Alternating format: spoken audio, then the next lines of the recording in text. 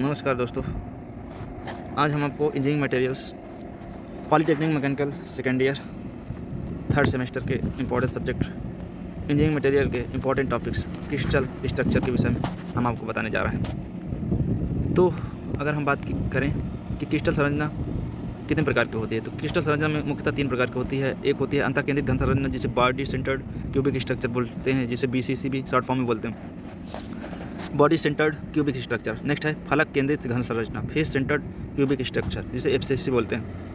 FCC यानी F से हो गए फेस, C से हो गए सेंटर्ड, फिर C से हो गया क्यूबिक स्ट्रक्चर, षटभुजी क्लोज पैक्ड संरचना। थर्ड प्रकार की जो संरचना होती है hexagonal close packed structure, SCP के नाम से जानते हैं। बॉडी सेंटर्ड घन संरचना क्या होती है? अंतः केंद्रित घन संरचना BCC स्ट्रक्चर में इकाई कोशिका यूनिट सेल के प्रत्येक कोने पर एक परमाणु होता है तथा एक परमाणु घन के बीच सेंटर में होता है।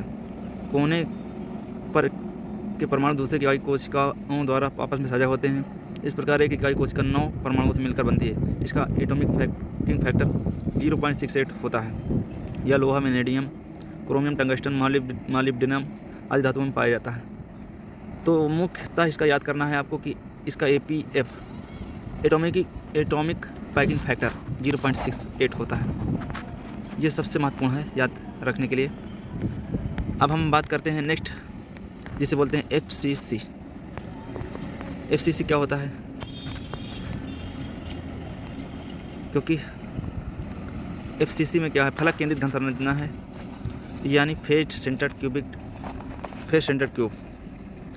Cubic structure. इस संरचना में इकाई कोशिका यूनिट सेल के प्रत्येक कोने एवरी कॉर्नर पर एक परमाणु होता है।